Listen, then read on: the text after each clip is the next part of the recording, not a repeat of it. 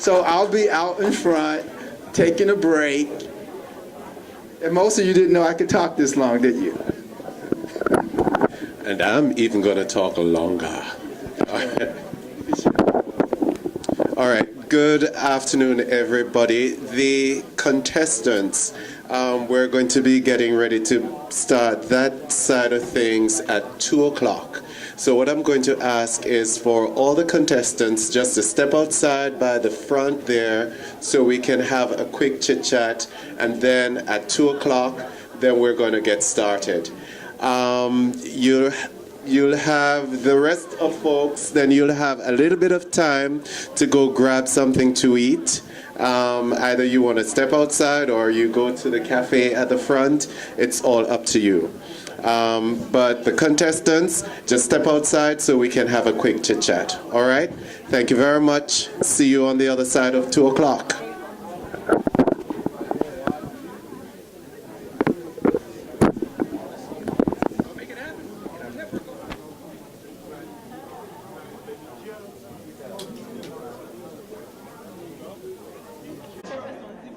So we have two categories. We have the general category and the innovation and ideas category. So those are two categories that we're going to be seeing our contestants participate.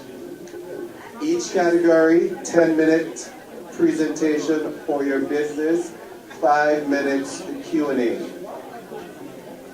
Now you can have questions coming from the judges or the audience. It's open. So we have two categories. We have the general category and the innovation and ideas category. So those are two categories that we're going to be seeing our contestants participate. Each category, 10-minute presentation for your business, 5 minutes Q&A. Now you can have questions coming from the judges or the audience. It's open. So where you have the questions. So for innovation and ideas, it's kind of cut off over there, so I'll kind of go back to it in a little bit. To participate, all contestants must be present. All contestants must be present at the start of the competition. If a contestant is not present when his or her name is called, then we're going to be scratching that person from the competition.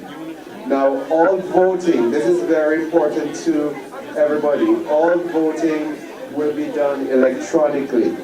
We're going to be giving you a telephone number that you can text to vote. Now, each question values 10 points, a maximum of 10 points for each question. Please note, a maximum of 10 points for each question. So no contestant can get more than 40 points. You can get a maximum of 40 points. So once the question, for each question, I'll have to open the polling for that. Once I open the polling, you have 30 seconds to vote. After 30 seconds, that poll question will be closed. After 30 seconds, that poll question will be closed. So everybody has a maximum of 30 seconds in which to vote. All right, any questions? I'll give it to you shortly.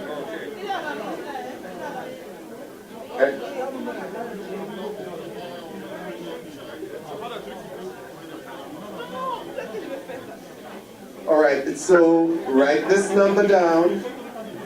Write this number down. This is your polling question. I mean the polling number. Where?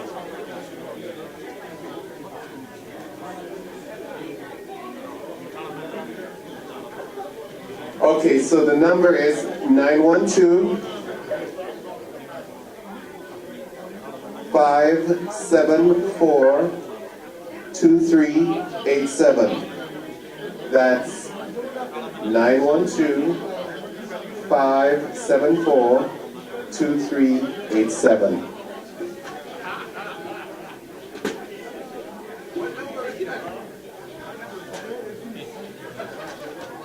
For voting. Yeah. So you can only vote after you've listened to the presentation of the contestant and the parts that they're being voted on, then you vote for the person.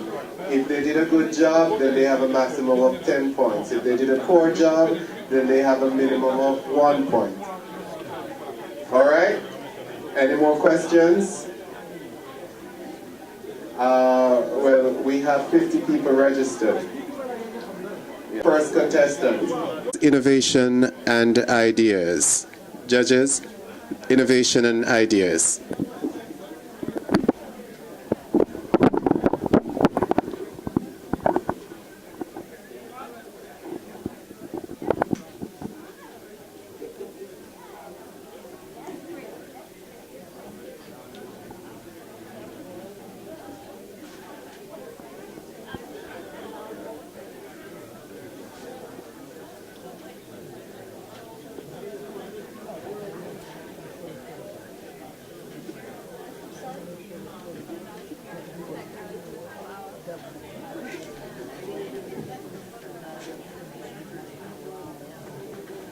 Nice. Come on, man. How are you doing? Say, I am free. And I am smart. It is a privilege and honor to be here today, this morning, even this afternoon, to present to you my business idea. I'm in a category of innovation ideas. When they called me to be number one, I was like, oops. Why am number one? And then immediately my mind clicked. I was like, no, don't complain, take initiative.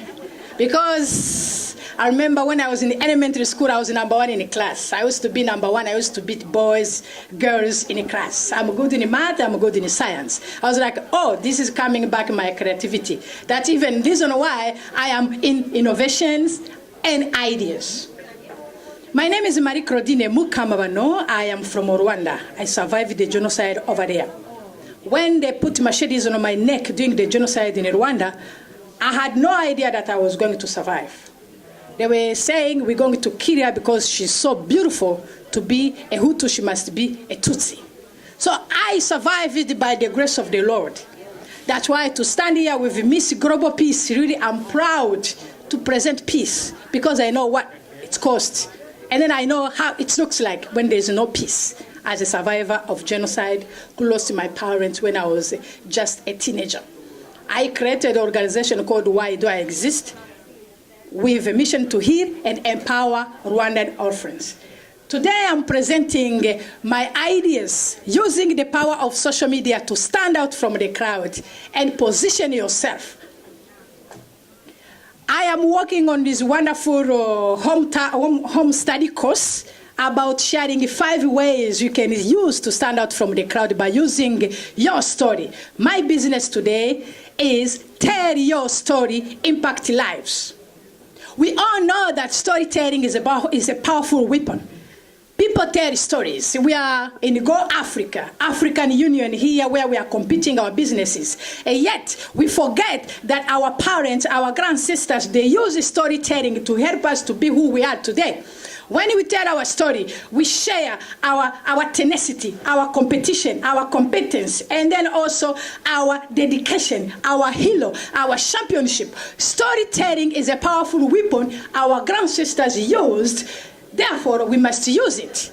That's why we have to use social media to tell our story. Sometimes our brothers and sisters, Africans, we complain too much saying that media is projecting negative stories. We forget that if somebody's telling your story, they cannot make you hero or champion in their story. We need to tell our story so we can make heroes and champion through our story by storytelling. Because it's what we have, it's what we use, it's what we know for a long time. So really, I'm here to compete with these new ideas, storytelling, because it's what weapon we're going to use to progress, to promote, to share the beauty of our country, of our countries in Africa. So tell your story, impact life, share what you know, your experience, your pain, your sorrow, because the Bible said, my people are perished because of lack of knowledge. And then for the Christian, we know that all things works together for good to those who love God. So means ugly, good, bad, ridiculous, horrible, all works together. So that's why storytelling is a powerful tool. So really, I end up with this quoting in Nelson Mandela, Madiba.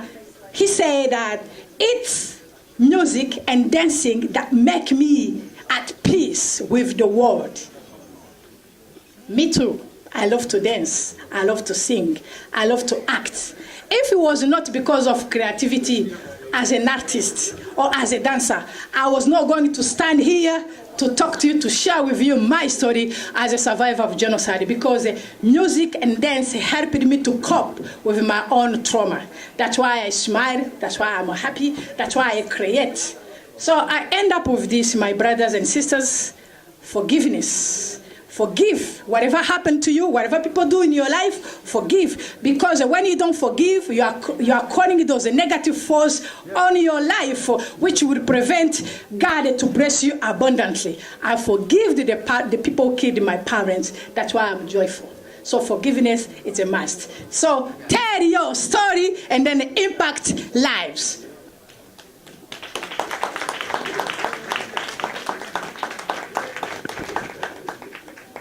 Thank you. So this is the time of Q&A, and don't forget to vote.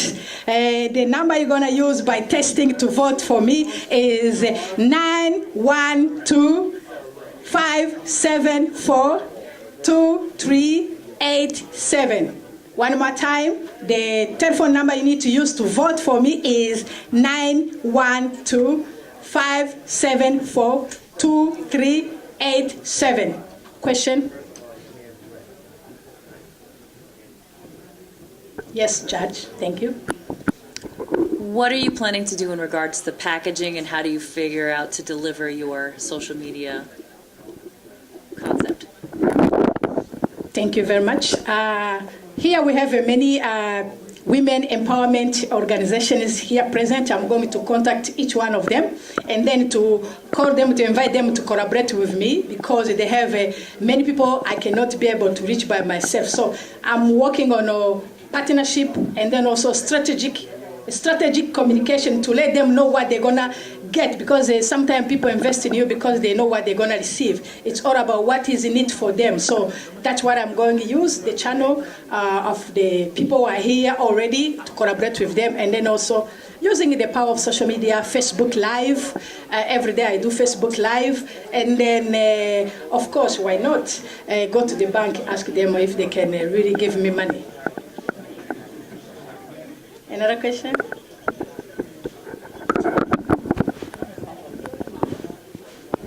Hi. So, what is the value proposition for your customers?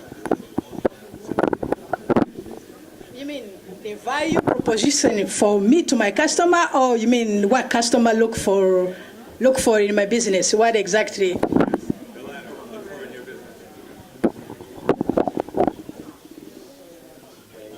We provide with social media. Social media is time consuming, but it's free. So when I teach my customer, my clients, 5 quick ways they can use to position themselves. Like I talk in my audiobook, they see step by step what they can do without doing too much research, without spending too much energy and then too much time. They can just see 1, 2, 3 what they need to do, and then they can implement it, because I share my story, I share what I saw works in using the power of social media to position themselves. So value proposition is it will save them time, save them money, and then also do things quickly by using the social media. Thank you. Another question? So, do you more so plan on going like the nonprofit route, or do you plan on creating a revenue stream? It's amazing how people think that non-profit means poor. Non-profit doesn't mean begging, even though we think non-profit means don't have money. Non-profit lead to me, non-profit people, they need to make more money because you need the money to run your business, and then you need the money to help people, and then you need the money to give as a donation. So really non-profit should work more than business owners. So to answer your question, I'm gonna do business because I started as a non-profit. I have a non-profit called whydoexist.org, which I give back to the communities in Rwanda and then homeless people here. So this is typically business. That's why I sell my CDs, I sell my audiobook, and then I will sell my home study course, and then also workshops, seminars. Everything I will be doing regarding social media is a business. Another question? Okay, I'm stealing this question from my viewers. They want to know, since this is the world where everybody has a story and they're telling their story every day, how does your program become marketable and who's the focus? I think you would need a focus group. So who would you be marketing to? Who would come to you? Focus group. Two people, two groups. One group has A and B. A is your people who are viewing now, so you will be in my focus group. B is all Africans, all black people, because they have a story to tell. They undermine the power of their story. That's why we end up reading books which are written by other people, and then we think we don't have a heroes, we think we don't have a champion because of a lack of sharing our story. Another group is somebody who have money. Because I'm in business, I need to make money so I can be able to help people in my community on a global level and then on local level. So those three groups. Another question? Thank you. Thank you so much for a wonderful presentation. Good to see you again this year. Since a lot of people are moving away from CDs and audiobooks, do you have a plan for delivering your services or products in a different medium?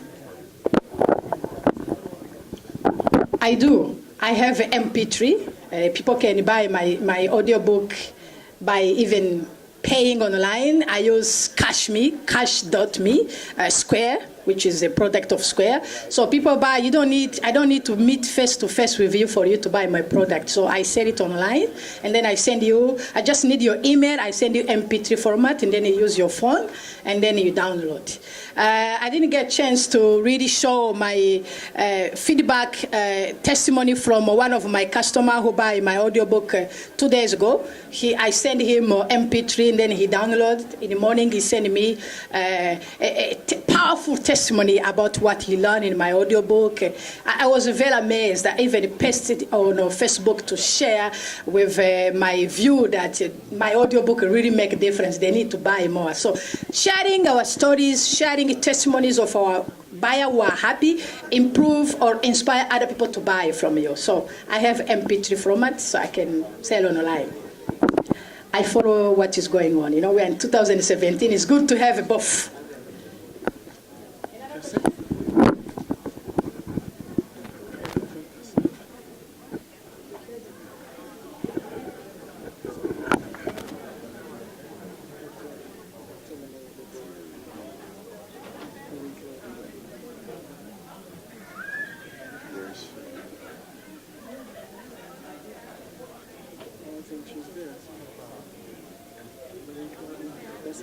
My full name, my Facebook address is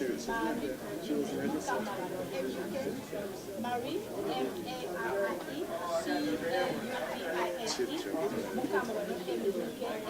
M-U-K-A-M-A-B-L.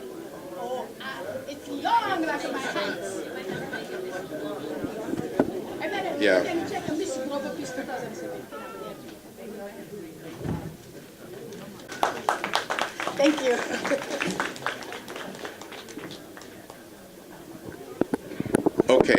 So for Marie, we're going to be doing paper voting. Since over the next several years. And also just wrapping up with Q&A. All right? So, again, my name is Kelsey Evans. The Row, when I pitch it to people, I let them know that it's an online destination for the latest music, art, and culture that's relevant to progressive communities of color, right? So what does music and art mean? Oftentimes people confuse what artists can mean. It's a breadth of a whole bunch of things. You can be a musician, you can be a filmmaker, a documentarian, photography. Those are the folks we're interested in talking about on our website and the types of people that we feature. So, the logo.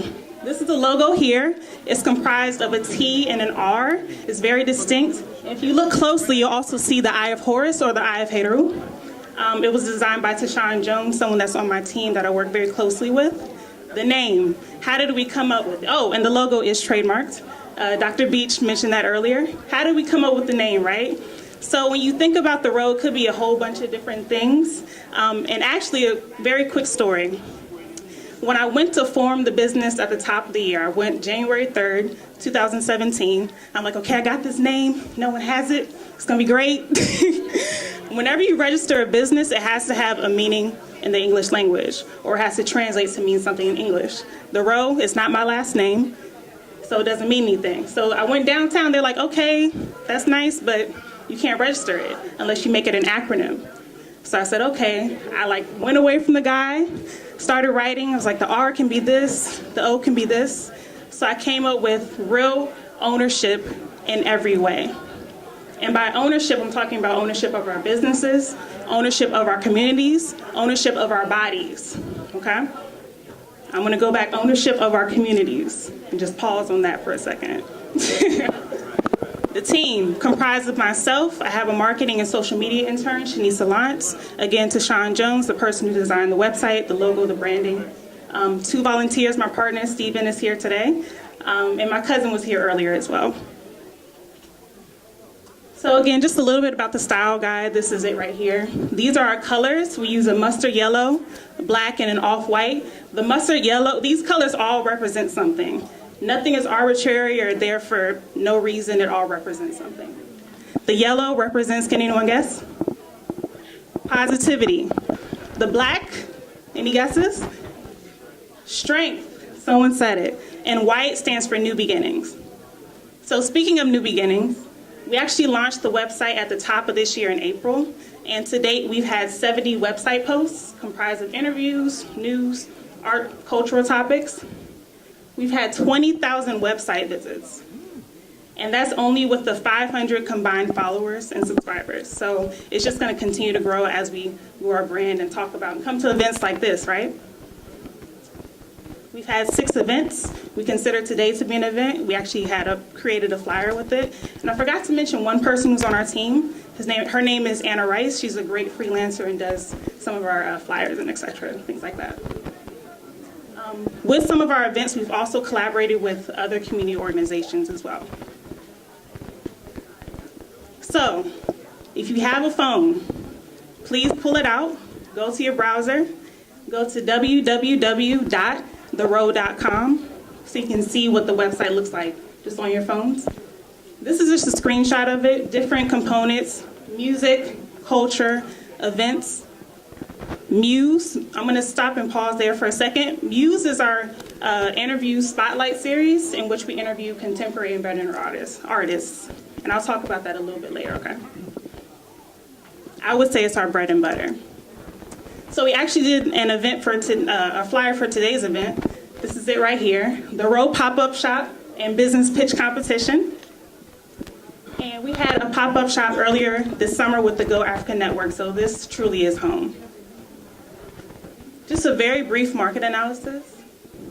These are some of the folks that I would consider to be competitors, but also people to whom we look for research purposes. We want to know what they're talking about, what they're covering, and also, more specifically, what they aren't talking about. And that's where we come in. So a little bit about us. We're based in 2 states, again, here in New York and also in Virginia. I'm from Virginia, and my intern lives in Virginia. She also promotes the work that we're doing in the Richmond area. We're a newcomer to the industry, right? So we're budding, we're ripe for ideas, open to different things, and we want to hear what our customers are interested in as well. Community-based commitments, all right? We have a 3-tiered approach to the work that we do, which I'll talk about in just a second. We're extremely dedicated to the work of entrepreneurs, artists specifically, because sometimes when people think about, okay, this person raps, this person sings, this person's a photographer, they forget that they're entrepreneurs, right? So that's what we're focused on.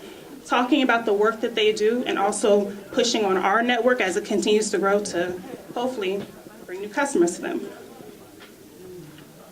Selection and presentation, you'll see on the website that there's not a ton of gossip or anything like that that's, kind of negative or doesn't have shine a positive light on our community. So we're very selective on the work that we present. Impact. Again, the 3-tiered approach. Why is the row necessary? We're interested in educating our communities, having a measurable community impact, developing content that's interesting and new and fresh, and also having events. We want to exchange ideas and information with folks. These are just a few examples of posts that we've done in the past. This is I would say, more geared towards the education. We had a post that was really popular called 7 Books to Add to Your Black Power Bookshelf. Work by Asad Shakur, Dr. Ivor Van Sertima, Zoe Spencer, etc. Our new Muse series that I talked about earlier, our bread and butter, this is where we interview folks. So if anyone out there knows an artist that will be interested in being featured on our website, please tell me, give them my contact information, which I'll share later. We want to talk about the work that they're doing. And events. So actually on the 25th, we're partnering with the Literary Freedom Project and the Brooklyn Museum for a project that they're doing where they're featuring the work of Jamel Shabazz. We're partnered as a community partner with them. Commercialization and growth. Some of the strategies that we have in place to think about how we're going to profit over the next several years. One is to have events. The next thing is to monetize the websites, having ads, and also once we grow our network, people are going to have to start paying us for their interviews or paying us to be featured on the website. And the Row booth, okay? It's set up right over there. It's something that we bring to events. It's our photo booth option. It's an indoor outline streamlined photo booth option for community organizations. We offer discounted rates to nonprofits, and it's really fun. So I can show you all how that works a little bit later. So how will we use the money today from the grand prize? We plan on using it for our website domain costs for the next maybe year or two, depending on how we budget it. Our Grammarly renewal, that's our proofreading software that we use before we post anything on the internet, typo free. Collateral, so that's just like any flyers and stuff that we want to disseminate to people so they know what our brand is. And lastly, merchandise. So I have a shirt on today. I want to get some more of these so I can sell it to people. So just wrapping up, if you all have a chance, please check out our website. Follow us at The Row. We're on Instagram, Twitter, Facebook, SoundCloud. Hashtag The Row, hashtag Row Booth. We're set up right over there. This is our email and also phone number to get in contact with us. Thank you.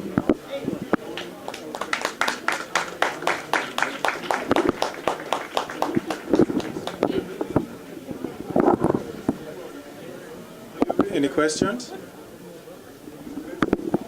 And I'm more than happy to take questions.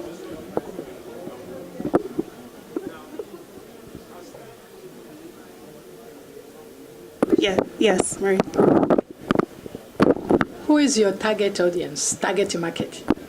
So we're focused on people who live in metropolitan cities between the ages of 18 to 35.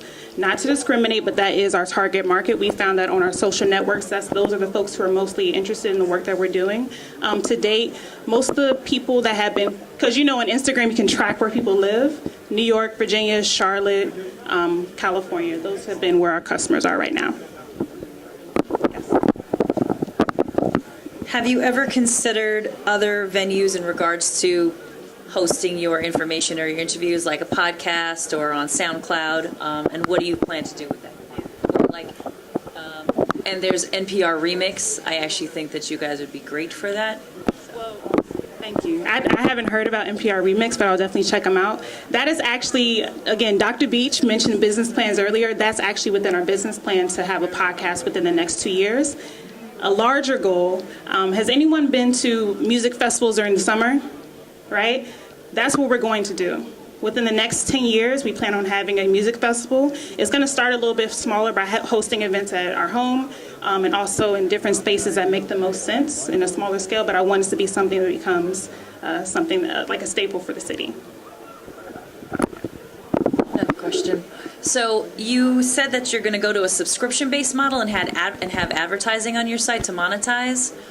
What are your plans to do that? What are you thinking of a cost in the early round? And then in regards to your marketing, are you going to do click-based marketing in regards to? So when you all have a chance to visit the site, just a note about ads. I don't want to put anything on the website that's going to distract from the message or kind of obliterate what people are looking at. So I'm going to be very selective on the type of ads that we do. At the top, let me just, you closed it. But on the slider at the top, that's going to be one way that I plan on using ad space. I don't want to have a ton on the side. And you know, sometimes you go to sites and you just get bombarded with a bunch of messages. That's not something we're interested in. In terms of the click rate, just when talking with some of my colleagues, they haven't said it's been that great with the profit, so maybe not towards that model, you know, yeah. Any other questions? I hope that answered your question. Okay, perfect. Great pitch. Yeah, mine, and this is a similar question just on marketing. I feel like it's mostly a social media marketing play online. So I'm wondering what your inorganic and organic strategies are to increase the already fantastic base of 500 followers that you have. So, thank you. That was a really good question. So the question was about marketing. I think what I've seen with some of the posts that have been the most popular, or some of the things like coming to events like this and exchanging and getting people to follow, that's one way to get people, because I want to create a conversation and create some type of engagement where people remember me and the brand. So I don't want any type of followers who are just like following for no reason. I want people to actually be engaged. So that's one thing. When I do interviews and artists share the interview on their own page, it draws attention back to us, which is the focus. You'll see on the website that if you go on the site, or rather if you go on our social media networks, I'm directing people back to the website. That's always the goal. But in terms of the marketing, just to get to your question, still thinking through a few different strategies. So still in the early stages. So if anyone is a marketing expert or knows anything about that, please, I'm really open to that. I will say too that my intern, Shanice Allant, extremely well versed. She and I both went to Virginia State University. HBCUs in the house? Any?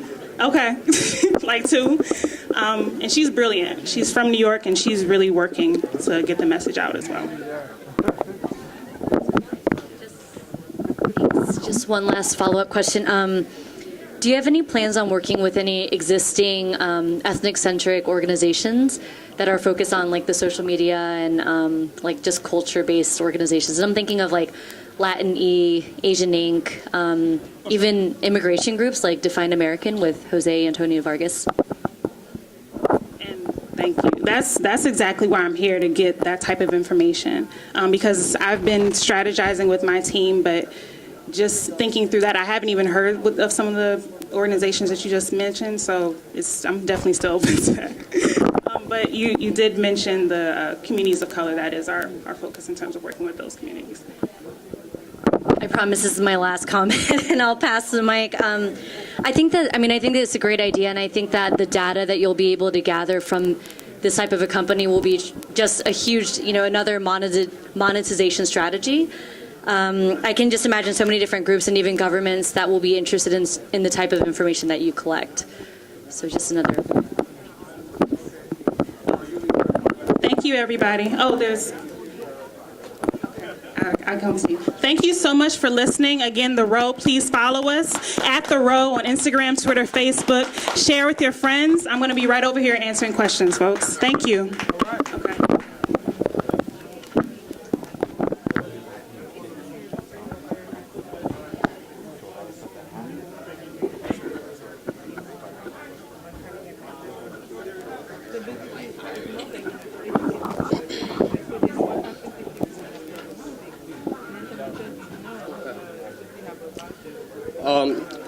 Good afternoon, everybody. Let me see first if this works. Okay, good. So again, good afternoon. My name is Mohamed Diallo.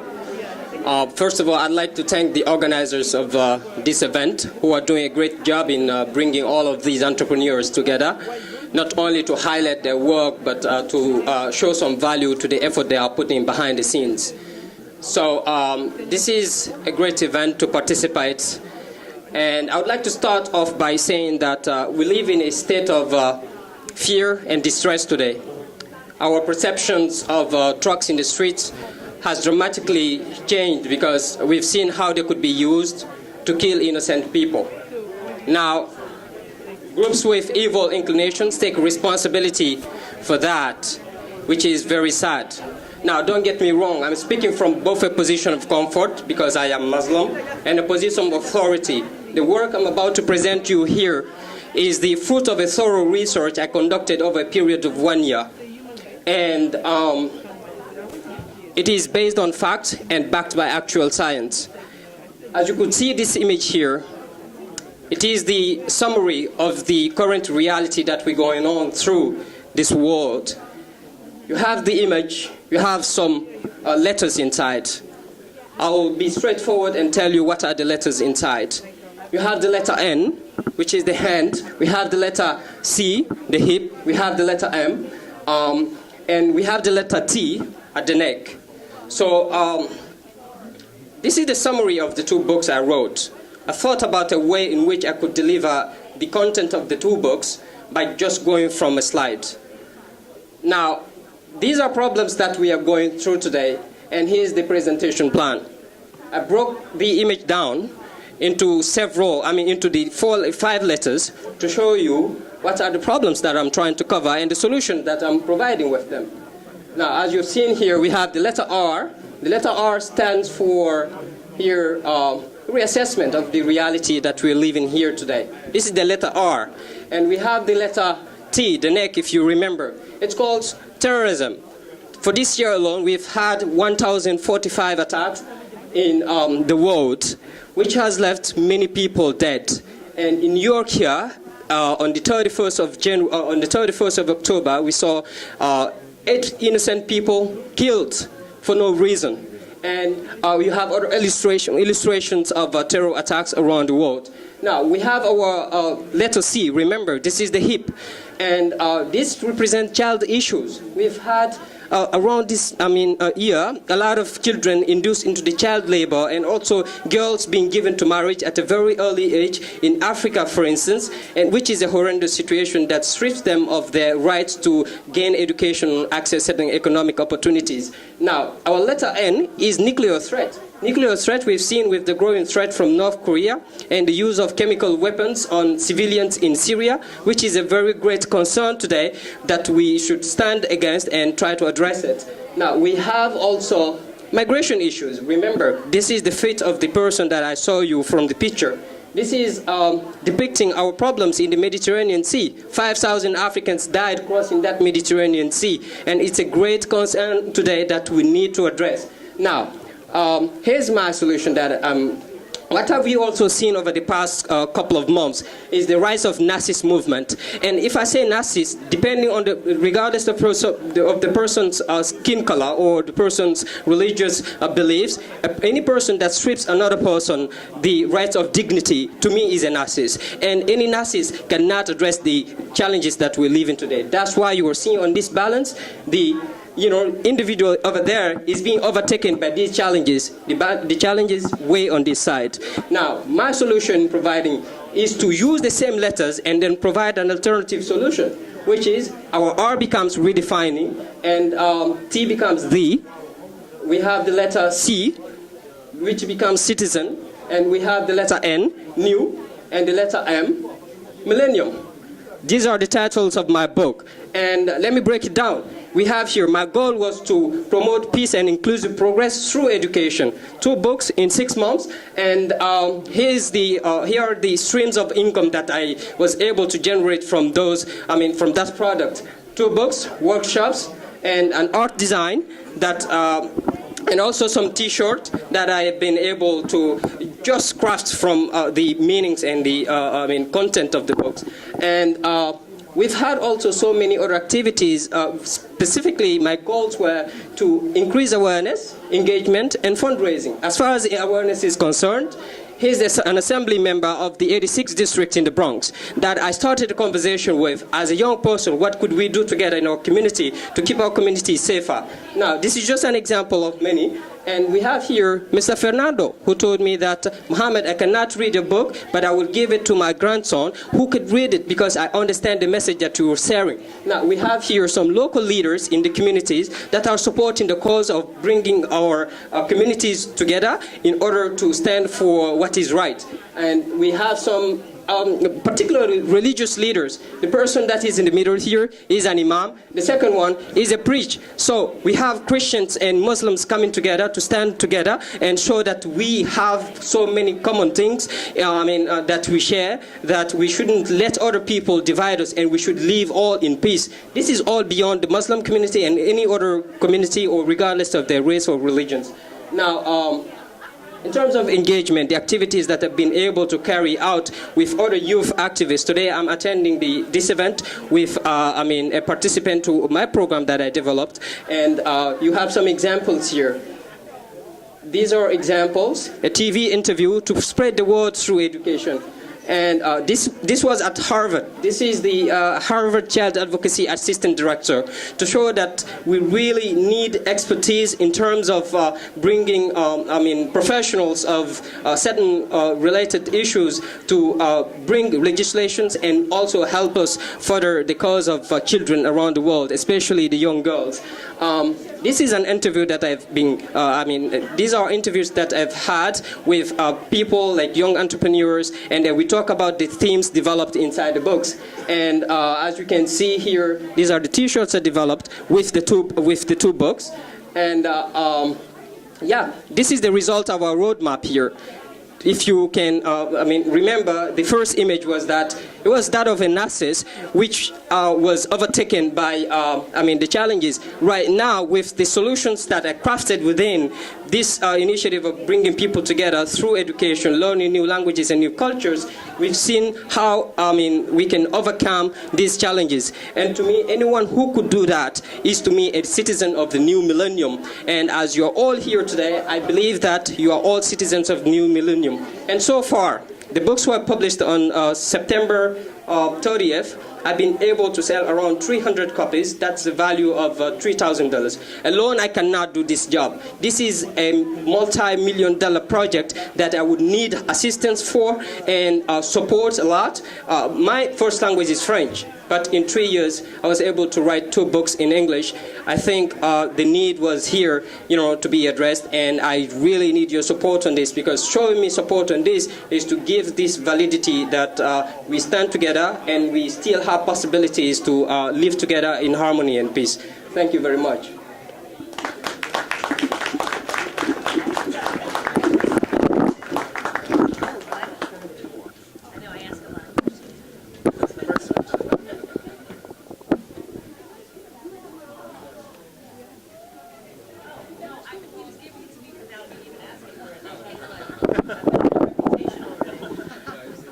Hi, Mohammed. So my question is, are you really rolling out a business or a program? It sounds like it's something that fits in the educational market as a program or a tool. I'm assuming for middle age or primary age students. Can you differentiate for me how this would be an investment for someone to sow into you as a business?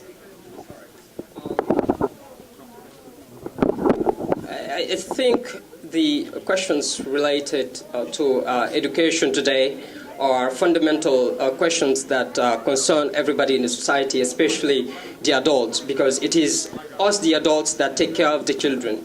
And living in an environment where we have certain resources to be able to lean on in order to educate well our children is important, but not only our children, but us taking responsibility, to know that we need to learn from each other and not only learn several languages, several cultures, but know how we could deal with people of different orientations, because this is key and fundamental. Now, as far as the business orientation is concerned, we have here services and products, and this is been developed under a brand and a corporation. It's been already incorporated, meaning we have the corporation set up, all right, and we have the product and we have the services.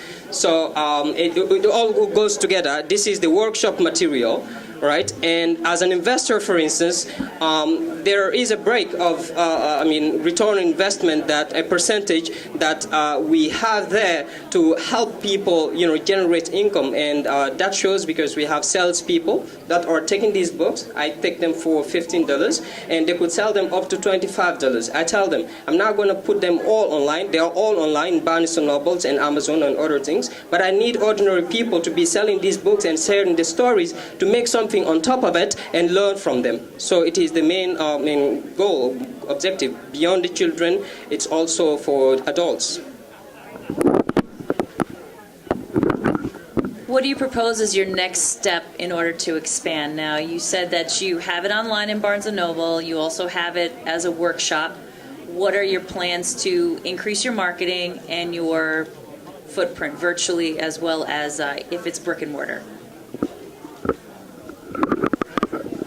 Very good. As far as the next step is concerned, it is to find professionals in the field that would also help me in terms of, if you want, marketing the product, because alone I cannot do that. I sat down and then wrote these words, and I truly can see the value behind it.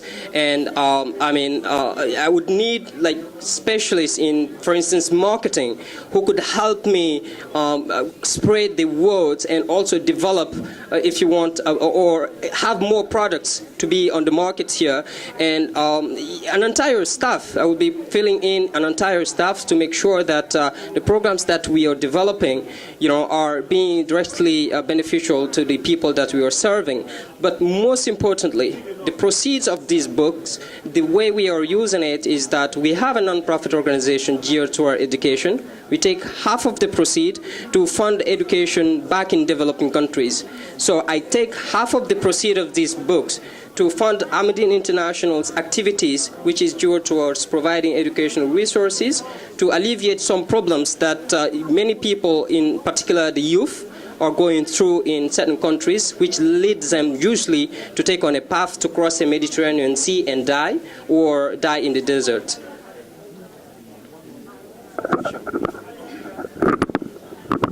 Congratulations for a wonderful presentation.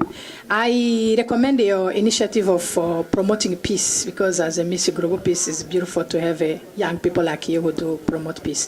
My question to you is this. You told us that you need our help. What 2 things you need us to do in terms of helping you? Right now, my specific help from the honorable members of the jury is to win this prize, because it will help me, from the the money that we'll get here. I'll buy more books, and I'll be able to sell them to spread the word. That will be essential for me today. And with the marketing expenses, it is hard, to cover everything altogether. But this, most importantly, will send a message to many other investors who will have seen the validity and the importance of carrying this work, to another level. I truly believe it is bigger than me, and I'm willing to let it go so that many people, could benefit from it. So this competition to me is not a small competition, but it is a big one. Now, from the rest of the audience, my ask from them is that they could support me by buying my books. They are already online. I didn't bring a lot of copies here, but I have 5 copies here. Anyone could get them. I have bookmarks here, so I could share them with them. This is a way to contribute to my effort, but also to gain value, because the content is valuable, and I think it could benefit anyone. Thank you. All right, so thank you, Dialio, Mohammed. We're going to open the voting now. For question 1, has a measurable impact on the lives of people? Voting is open now.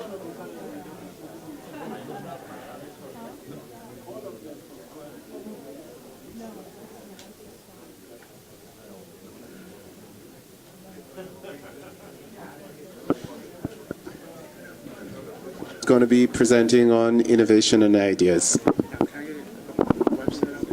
Okay, so I just want to talk a little bit. My name's Abdi Ishmael. I want to talk a little bit about my journey.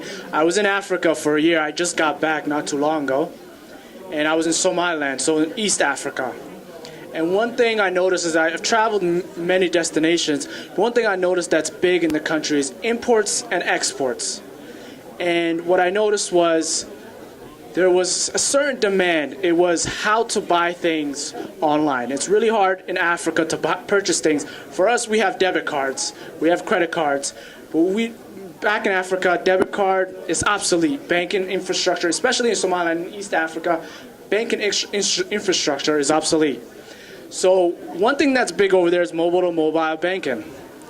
Currency in Somaliland is 8,000 Somali shillings to a US dollar. So if you want to carry $10, you're going to carry a whole lot of currency. So people don't use paper currency back home. They use mobile-to-mobile currency. Now, the West is catching up to mobile currency with cryptocurrency. I'm pretty sure some of you heard of Bitcoin. And Bitcoin costs a lot of money now.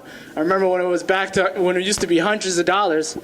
But what I decided to do was create an app that's connected to the blockchain of Bitcoin, where individuals can purchase things from Alibaba, Amazon, straight from Africa.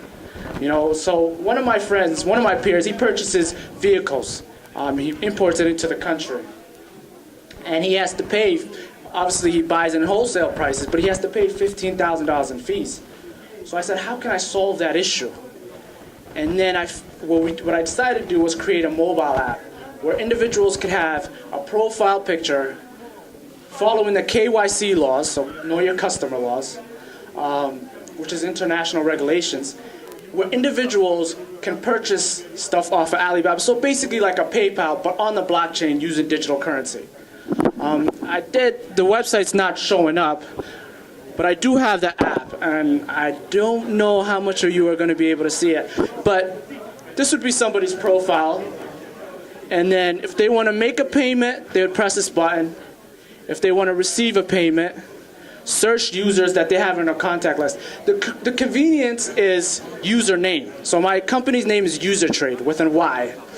And when we use social media like Snapchat, if I want an individual to add me, I give him my username, make it more convenient. So with that being said, the youth growing up really would be attached to that's like a hook.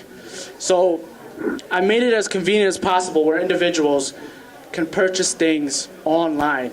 A PayPal type of mobile app. Now, Berbera Port is in Somaliland, and DP World just invested $450 million. And Ethiopia is also it's 80 million people, and that need to import a lot of goods. So right now, we're in the process of getting this app up and running. The app is complete. I have staff. I'm doing my last interviews for staff, being programmers, on the 20th. And that is everything really on my product, my vision, expanding markets, be Dubai. We hope with DP World, managing multiple ports, they manage, and the thing is that Berbera is really dominant in the whole Suez Canal area, so we'd be able to reach the Asian markets. And this type of expo would be perfect because individuals that are selling profits, they can sell now to international markets once we get up and running. You just have a username, individuals say they want to purchase certain goods, and you would just do the transaction over the mobile app. Any questions? Yes, Jennifer?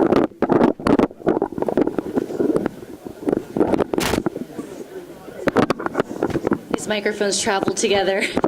Speaking to both. Wow, really great presentation, especially without your deck. What is the name of your company? User. Okay.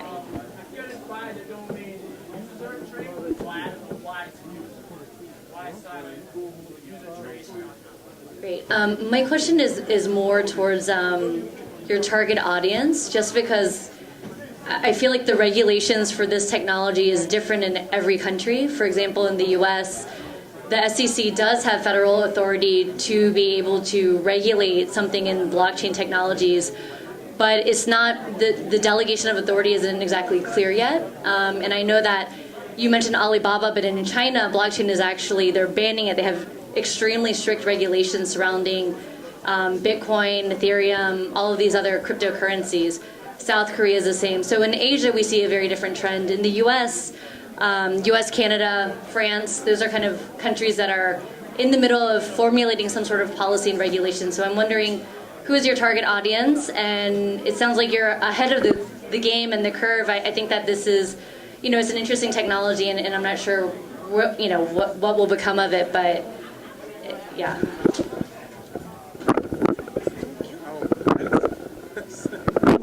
Jennifer, that's a great question. I'm noticing that you're you have information in the market of cryptocurrency. And yes, so China has banned ICOs, being initial coin offerings, for Chinese nationals. However, when it comes to banning completely, then that means they would have to ban mining. And right now, everything is in the gray area for all countries, and we're well aware of that. And one of my mottos is you have to learn how to adapt in business. I remember reading an article at one point where it said you can't be like milk, you have to be like water. Water sinks through rocks, everything. So we would follow regulations, and we are really well aware of the Indian market and the regulations in America, SEC as well, because we also plan to do in the future initial coin offering ourselves. So we did create our own cryptocurrency, YTDE. We plan to go do an initial coin offering, but at the moment right now, we're working on legal fees and making sure that everything is set in stone and all ready. Darius. So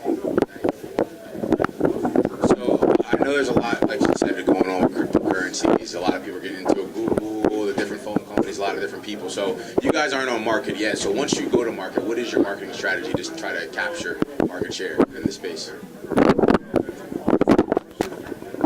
I was reading an article as well today. I get up in the morning, 4 in the morning, I'll read like hundreds of articles just to stay up to date on the market, and I noticed there's about 8,000 cryptocurrencies, and I think like 8% of them only succeeded.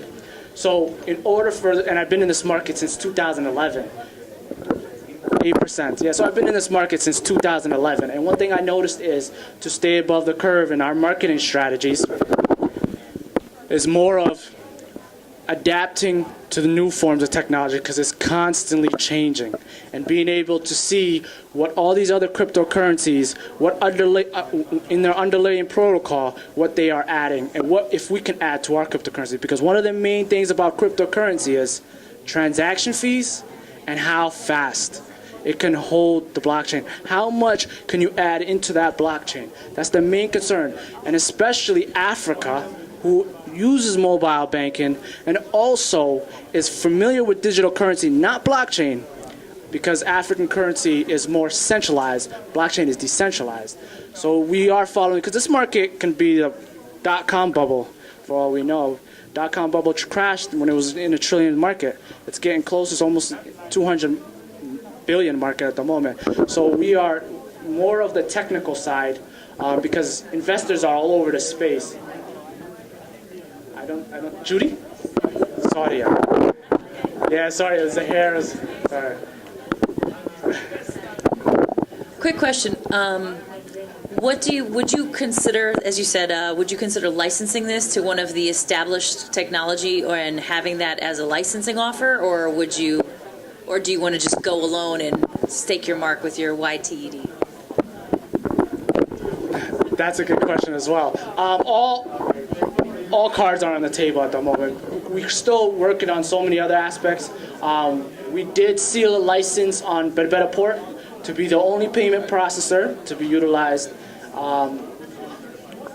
We're not even out of the market yet, but it can hold thousands of transactions per second, and we're trying to expand that protocol at the moment.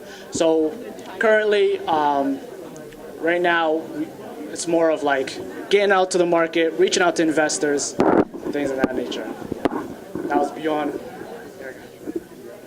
Yeah, we have just a couple seconds. Hold on. You had your hand up. Yeah, my question to you, I recommend your work in the grassroots level. My question is, what methodology are you going to use to bring people on a grassroots level in Africa to get involved in your online? The world outside of Africa, it's okay, they are online already. But what methodology are you going to use to cultivate people on a grassroots level to trust you and then to come on board so you can help them? I'm just going to have her say what she wants to say, and then you answer both of these. Mine is a multi-pronged question since this is my last one. I'm just curious, where are you in development? What are your funding needs? And if you could speak a little bit on the security that you have in the development process if you're at. When I was in, sorry, your name again? Claudine, how can I forget? Sorry. Claudine, I was in Somaliland for a year. And the thing is that you have to learn, it's different, it's a culture shock. I'm Somali, I left there when I was 2. Came back, it was a culture shock for me. But being there for a full year, adapting to their personality, learning the way they accept trust was one of the things. I've done a film while I was there. I've had about 3,000 people show up. I built a reputation and a rapport with a lot of the youth. Helped build a gym. It's a $400,000 gym, helped by the bank. And now that gym is up and running today. And the marketing, the teams that I'm partnering with the marketing in that sector. So I was there for a year working like a machine. Hope I answered your question. Okay, now the question was security. The website is SSL certified. And the app is SQL injection. So we make sure that there can't be no breach, no hack. And we obviously I'm in the process of right now hiring programmers and looking at the level of expertise. And one of the things is also security. One thing about Bitcoin is, looking back in McGock days and as well as other exchanges, is you got to make sure that also you're on top of your staff, because they're managing the protocol. And a lot of theft has happened from hiring staff members that are programmers and things of that nature.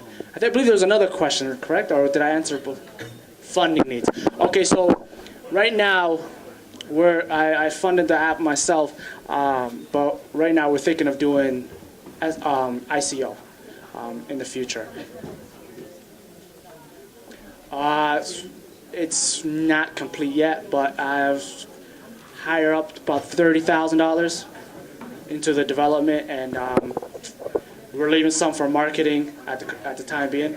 However, we want to do an ICO because of the fact that marketing this, and also Africa, it takes a lot to market. You have to market to the governments as well, because governments have a lot of say, whereas in America, we're used to business sectors, LLC, register an LLC. There in Africa, when you register an LLC, you got to go talk to a minister.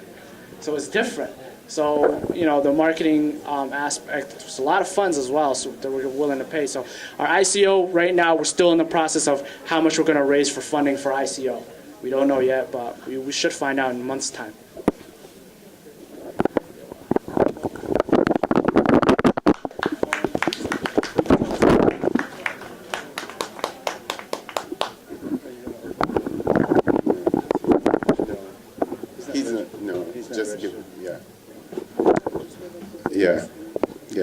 Judges, you can just vote on the questions. I'm Daphne. I'm with M&M Natural Products. I'm the founder of the company, and I make everything. Oh, I'm innovation. And why do I think my company is innovational? I'm also an educator. I really want to, my mission was and is to teach people about the best outfit that they have and they wear. And that outfit is your skin. And why do I say it's an outfit? Because you wear an outfit to cover it, and it covers your flesh, and it's just wonderful. And I think a lot of women don't know how to take care of their skin, and I run into that a lot. And so I wanted to teach women how to take care of their skin and still smell fabulous, because that's very important to us, and men also. And I wanted to make a line that the whole family can use, that children, mothers, and daughters can have spa days. And so this is how this company started. And my signature line is the eczema relief, because I have ran into a lot of people who suffer from eczema. So I came out with this, basically a pack, which comes with a wash, everyday lotion, mask, and also a body butter. And it has plants that are highly researched to cure and eliminate. And I've been selling a lot of this set at events that I have been doing, where I have been doing lectures to basically educate people on what is eczema, and basically what is eczema. And using these particular herbs, I have cured my daughter of eczema, so I know they work. Yeah. And so what are some questions now? Oh, I didn't say that. I'm sorry. M&M Natural Products. M. Okay, yes. Oh, okay, yes. And what does the M and M stand for? It's for my 3 children. Those are their initials, and that's what it stands for. So, like I said, my main goal is to bring to the market something that is plant-based. Oh, I didn't add that. It's vegan. This is my lifestyle. I eat 100% plant-based, and as you start to move on a healthier lifestyle, you start to read the bread, you start to read the lotion, you start to read the scrub. So when I started to do that, I realized a lot of things had animal byproducts or something in there, and there wasn't something that I can use. So this is basically to cater to people who are either vegetarian, 100% plant-based, or they're vegan, or they're just looking for a product that is just chemical-free, that can still that can still polish your skin without having to rob it of any of its natural properties, healing properties. So, any questions? Now it's questions? Questions? Any questions? Are you currently in production? When do you plan on launching? What is your packaging ideas? Are you sustainable that way too? And how are you sourcing your products? No, it's a great question. Yeah. All right, I'll do one by one, and if I forgot one, you'll just remind me. All right, it launched on Tuesday. I went to Farmingdale State College, and I launched it doing basically a health seminar, health and wellness, and I sold out. People was just tripping over one another to buy it, because it's very hard to find something steroid-free, fragrance-free, plant-based. Where do I source it? That's a very question. What makes my company so important is that we basically source from local women. So the shea butter, of course, is coming from Ghana. My muru butter is coming from the Amazon. So we're getting this from, Brazil. I'm sorry. We're getting this from Brazil, local women. These are cold pressed. So these are women who either been abused, battered, and they come together and they source from the land, and therefore through a third party we're able to get this to America. So my company is giving me a job, and it's also giving women back home a job, and the company is just basically keeping everything local also.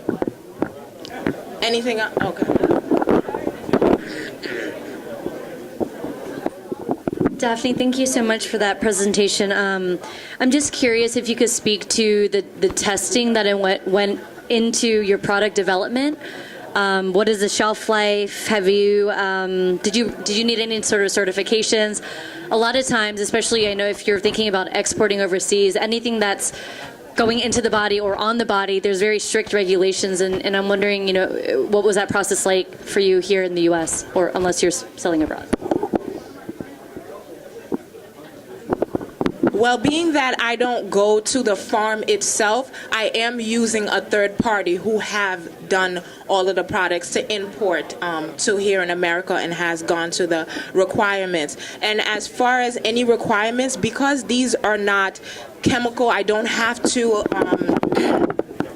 go into a lab. These are just herbs, and half of the chemicals that we have they stem from herbs but isolated. I'll give you, this sounds far-fetched, but if you look at opium, it is a plant, but when you source it out, you make heroin. So of course we're not doing that. I'm just giving you an example, right? But the herb, it started from a herb. Any other drug that you have used, whether like for Irish moss. Anybody know Irish moss? Irish moss is a whole plant, but when you take it out, you have darn it, I forgot what it's called.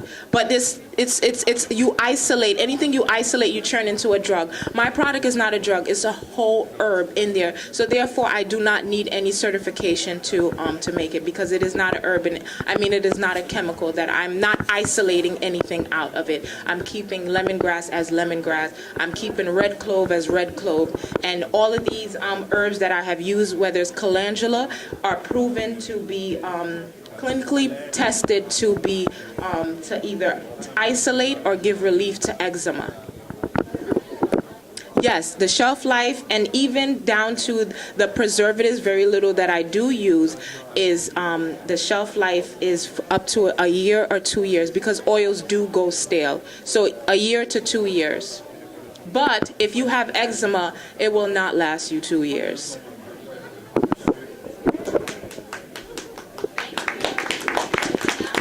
Where are you currently selling your products, and how are you making money off of this? Other than that one event where you just launched, what do you plan on doing? I would say M&M Natural Products is a pop-up queen. I pop up everywhere, and therefore I do every state. I'm as far as, I went Connecticut, Philadelphia. I have a lot of things planned. So every state that I go to, I'm basically branching out. And I also forgot to tell you, I'm in the stores. So I'm in two local health food store that I go to. I basically bring my presentation, bring my products, and bring it to the buyers, and they have bought. So my products are in the store. As far as the eczema, it has not been, because it has launched. I just launched it last week. So therefore, that's why it's not in the store, but it will be in the store near you.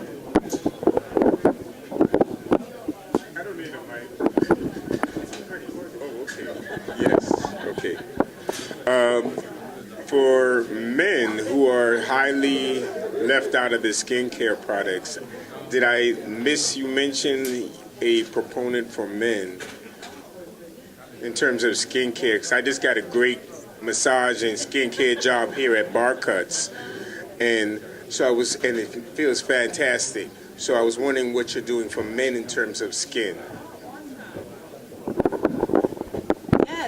Remember, this is a family-friendly product, so therefore I have patchouli, frankincense and myrrh, lemongrass, very, like I would say, manly smell, that lotion, because we all need to keep our skin looking perfect and beautiful too. So even though a man, you can pamper yourself too. So we have products, or some, if you don't mind smelling a little bit more on sweeter, I have sandalwood, but like I said, a more manly is like patchouli, frankincense and myrrh, lotions, and all different smells. So we definitely incorporated, we didn't leave men out. And then children too, the same scrub that I use, my daughter is 5 years old, and not only that too, but when you go to the big box store, I guarantee you, if you buy something from them, you would never let your child use it. So that's how friendly and gentle my products can be to the skin.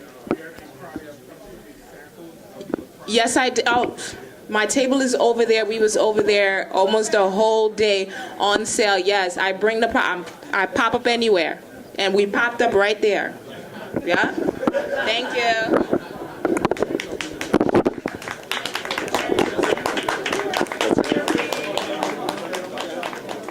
Thank you, Daphne. Now it's time for us to pop up some votes for Daphne. For her business plan, we're going to open the votes for questions.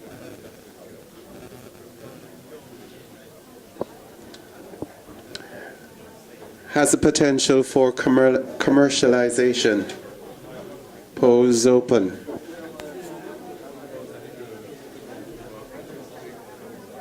Has the potential for commercialization.